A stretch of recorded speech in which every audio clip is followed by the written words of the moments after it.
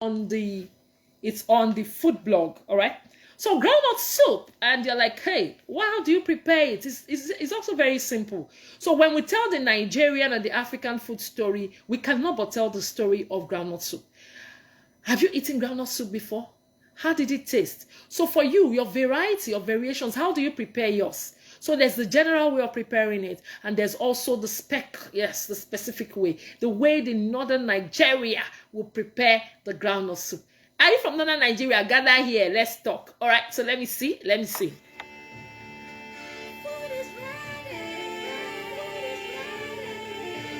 Okay, so let's begin with just the groundnuts. Groundnuts are root vegetables. They are root. You can also call them root grains. They are all over Nigeria. Yes, I remember growing up, we used to plant groundnuts. That's how I came to know, okay, groundnut is from the, Today, many children don't have a feel of what agriculture looks like. They just know that you just come to the kitchen, you find the food you eat. But there's the necessity of combining the kitchen with the table, and also moving from the kitchen to the table, from the table to the farms, so that we'll get to know. So it was while we were doing those days school farming, my secondary school days, and then I came to know, okay, the groundnut you have to plant. When it grows, everything is under the soil. You now have to uproot and then wash thoroughly. That's why most times, if you don't watch very well, your groundnut could be sandy. So, but by the time you've washed well, processed, and done the rest, you now have a fresh groundnut to relish. So groundnuts are very, very rich in one thing. Apart from all other nutrients, apart from the vitamins, apart from the proteins, a little carbohydrates, groundnuts are very rich in fat. Yes, fat and oil. And that's where you get the likes of your groundnut, groundnut oil. I'm sure you must have heard about groundnut oil. Yes, it's a root vegetable, and many people can use them to produce their oil. But beyond that, they contain plenty of potassium, phosphorus, magnesium, and vitamin B. Despite being high on calories, okay? Groundnuts are nutritious, all right? And they are nutrient rich and low in carbohydrates. So are you looking for something that is low in carbohydrate? Just that it has to be in moderation. Some people, when they start eating groundnut, maybe whether it's fresh groundnut or roasted or fried or whichever way you go about it, you just find that their faces just start looking not very smooth. So some people, that's why even some people who use too much of oil or a particular kind of groundnut oil, they start having reactions. So you have to check what works for you. If eating groundnut, I know someone who eats groundnut every week. I don't want to mention his name here. But a bottle of groundnuts virtually let me just put it, let it not be that I'm exaggerating, every month, at least 2 times in a month. Bottle of groundnuts will be there. The can of, and nothing is happening, it's just very fine. But so for some people, if they eat too much groundnuts, you have the issue of cholesterol. For some, they just have all kinds of reactions. So watch out for what works for you and then work with this. Now, groundnut, also known as the peanut, is not just good because of its taste, okay, in any form. The nuts are extremely good for human health, human consumption, and this is due to the rich content of protein in groundnut, especially for young children. So healthy fat, healthy oil, all right, as well as other kinds of nutrients that can be seen contained in this beautiful nut, all right.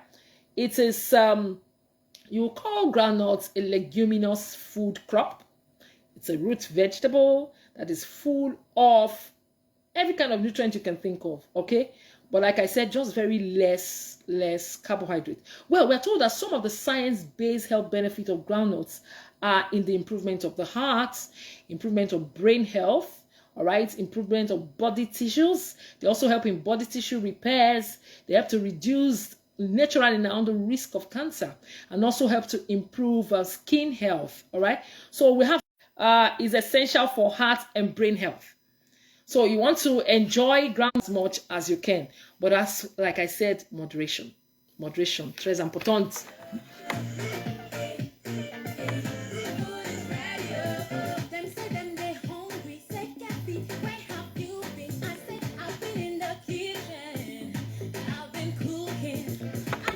Okay, so it's essential to remember the groundnuts contain oil. Those fatty acids, they help to increase the high density, okay, or the protein in the body known as the good cholesterol. But for some people, it's wahala. So you know which one works for you. And this is so because the fatty acid it contains is known as this monosaturated, all right, monosaturated fat. And that it helps to improve the general health condition of the heart as well as the brain. Also, you find that there's this particular nutrient known as copper, which is a healthy dietary mineral, is also present in the groundnuts, and this can help to prevent the body from can help the body to be guarded, and can help to prevent coronary heart diseases. All right.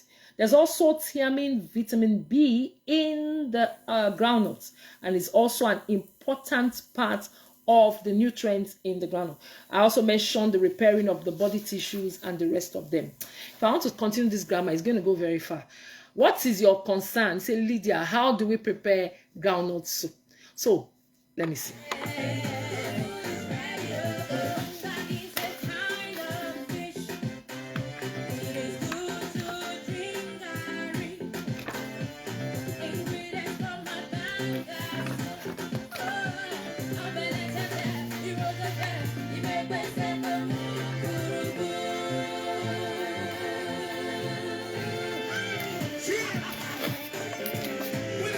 All right, so I'm taking my time to look through the cookbook. The Gummy Guy cookbook to talk about groundnut soup. You say, oh, can you still tell us more about the nutritional value and the health benefit of groundnuts? I will not be able to because of my time. I look up right now. It's almost 5 p.m. and it's let's say 14 minutes before 5 p.m. So if I keep talking, we may not look at this. I just tell you, go to the food blog. Once you get to the food blog, you find the search button, type in groundnut soup. Something will show. Then you can now check and then cook. Watch. No, you may not watch. Just read through and then you cook. But I promise you one of these good days, I'm going to do a video on groundnut soup when I'm really ready. Now, you say for your groundnut soup, what can I use? Can I use fresh groundnut? Yes. Some people use fresh, just the raw fresh groundnuts. Some people use the roasted groundnuts. Some people can even blend. They can blend the groundnuts with the peel or the skin. Some people do that. But some will say, oh no, if I'm making my groundnut soup, I have to first roast, then I'll have to peel the groundnut and just take the groundnut raw the way it is and then blend. It depends on the way you like it. But one thing is sure, depending on the method you want to use, you are going to have different results. You're going to have different feedbacks. So if you are making your groundnuts roasted and then as you roast, you peel, when you boil and then you make your groundnut soup, the taste is not going to be the same with the fresh groundnuts. The taste is not also going to be the same with the groundnuts that you blend with the peel. So you have to choose. Like they'll say, choose you this day whom you will serve. Okay, so you choose which one you want to cook and which way you want to go about it. But the beauty of groundnut soup is this. All you need is your stock, your chicken or beef stock. You boil your meat, you boil your fish, everything together. Groundnut soup has to be a bit spicy. If it's not very, maybe not too spicy, but at least a bit spicy. Yes, when you tell the Nigerian food story and the African food story, you must tell the story of the spicy delicacies of Africa. We cannot enjoy our food if it's not spicy. There must be some level of pepper, that hotness. It must be there. If not, say, I beg, what kind of food is this one? All right. So let's say we're making a serving for 6 people. What do we need? You need chicken, you need meat and fish. Let's say 1 kg is fine. All right. So you need 1 large onions. You can chop your onions or you dice your onions. Okay. So we'll be needing large fresh tomatoes. For me, it's optional. Some people can prepare their groundnut soup without using tomatoes, but some would tell you, how can you prepare groundnut soup? Don't use tomatoes. Tomatoes must go in. So if you are the type that want to use tomatoes, please go ahead with your groundnut soup. You say, Lydia, where are you reading from? It's just the cookbook. It's just the Gummy Guy cook because hotel the Nigerian. All right. So of course you need salt and seasoning to taste. You want to cook this kind of soup, you need salt, you need seasoning to taste. All right. You need your fresh pepper. Some people would go for Cameroon pepper. Some would go for the normal fresh pepper. But definitely, like I suggested, you need that pepper so that it can be spicy. All right? You need the small bunch of any vegetable, maybe saint leaf, maybe ugu leaf, or especially the leaves that, but most northerners will prepare their groundnut soup without even adding any vegetable. It comes plain like that. But trust the southerners. We love to have some, some greenness around atop our soups and stews. So you could get any of the vegetables, from your spinach to your ugu vegetable to your saint's leaf to any of the vegetables you can quickly or readily lay your hands on. All right, so we need also crayfish, ground or blended crayfish for like 2-3 tablespoons. That should be fine for 5 servings. Of course, we need our dry fish. For the dry fish, we have the panla fish, you have the croaker fish, you have the what? You have mangala, you have okpo fish, you have different types of fish. So far it's dry, whichever one you can lay your hands on. If you can't lay your hands on dry fish, then go for smoked fish. Yeah, so any of that would do fine. Then you just need a small amount of ground ginger and garlic. Trust enough when it comes to ginger and garlic. You cannot miss it. You cannot.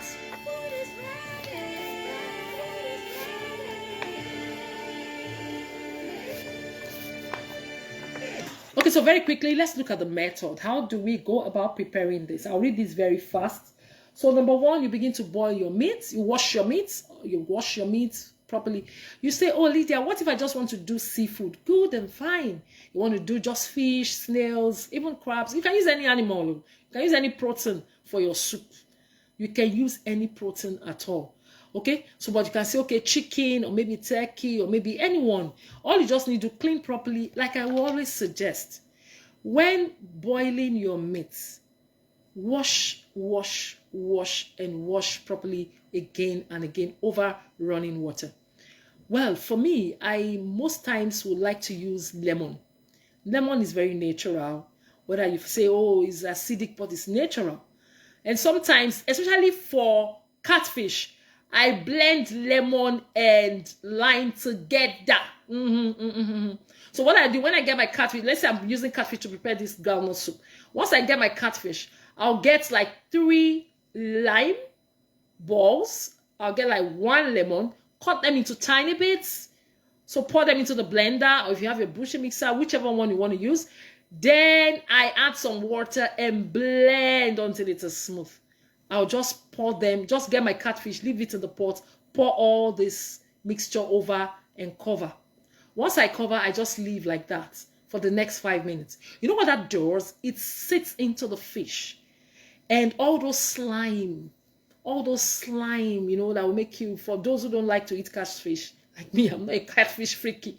The slime keeps me off. But I can tell you with all assurance that when you use that lemon mixed with lime, all the slime will just disappear. When you come back in 5 minutes and you just uncover the pot, just leave it just by the corner of your, or maybe on the table in your kitchen. Don't put it on fire. Just uncover the pot. You find that all the slimes, they are nowhere to be found. Just wash over running water. Chicken, now you are fine and good. Some people say, oh no, Lydia, when I want to make when I want to prepare my catfish, I use alum. You may not necessarily need all those. Do as much as possible. Go natural. Go organic. This will help a very great deal.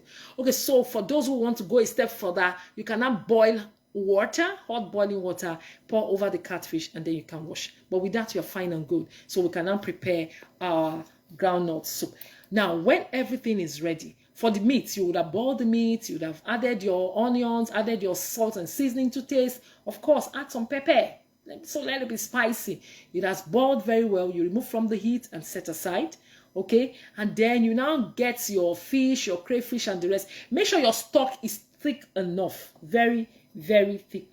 We now begin. Make sure the groundnut is devoid of what? Sand and sandy particles. Check for stones, because it's a root vegetable. When you take from the soil, if you're not careful, sometimes you go in with stones. So check for stones, check for sand, then clean properly, and then blend.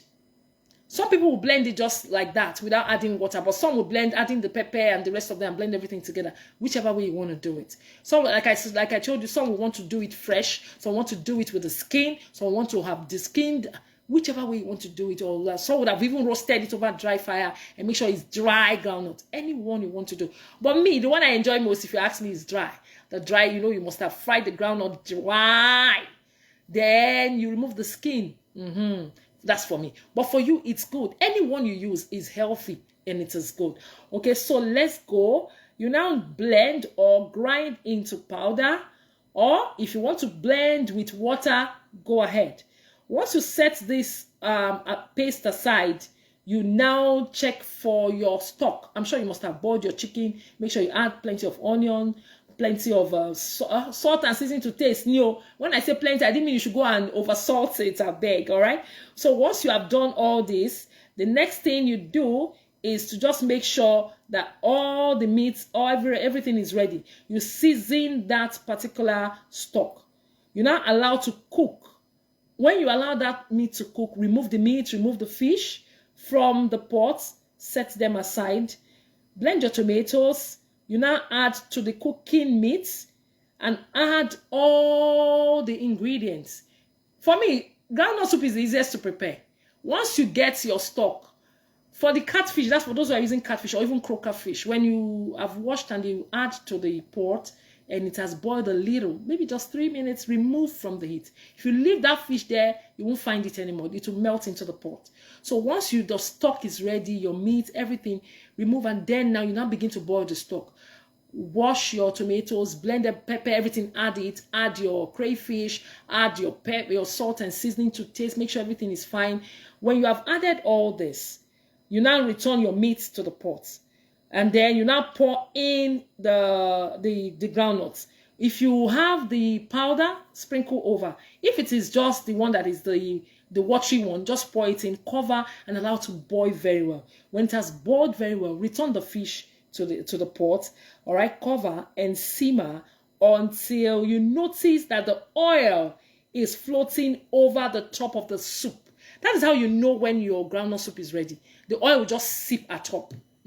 So at that point, everything is set. Just add some vegetables, shredded vegetables, any vegetable, remove from the heat, and enjoy with tuwo. Yeah, the northern tuwo. That's it. But if you don't have that, you can do any other swallow. It's on this note I say thank you so much for being a part of today's food show. My name is Lydia India AK. Till I come your way again, I say God bless you and God bless Nigeria. Just keep moving on. Everything will be all right at the end of the day. Records.